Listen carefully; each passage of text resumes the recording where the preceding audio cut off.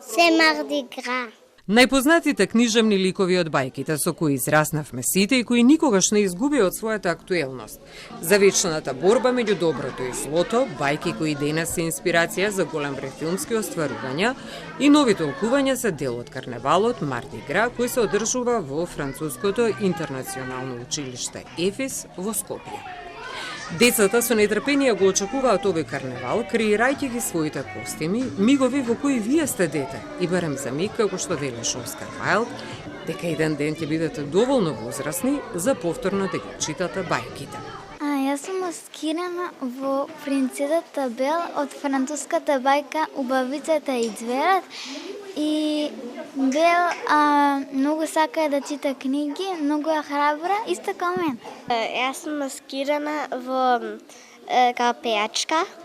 Одбрав да бидам маскирана во Заспаната убавица, бидејќи ова го купив од Дизниленд и немам друг костум. Значи, затоа мајка ми рече, Аксело, вој облечи го за карневалот. Доктори, принцези и нинџи кои особено се радуваат на палачинки кои се дел од традицијата на овој карневал во Франција. Јас многу се радувам за овој карневал, за тоа што се маскираме, имаме вака се шетаме, ни испрашуваат и јадеме палачинки и се дружиме. Дека јадеме палачинки и се маскираме и правиме многу интересни работи. Дека може да се маскираме и да бидеме со другарите заедно. Во Франција карневалот Марди Гра има навистина долга традиција. Зимски карневал кој се слави на 17 февруари. Зимскиот карневал Марди Гра го символизира испраќањето на последните зимски денови и ја најавува пролетта.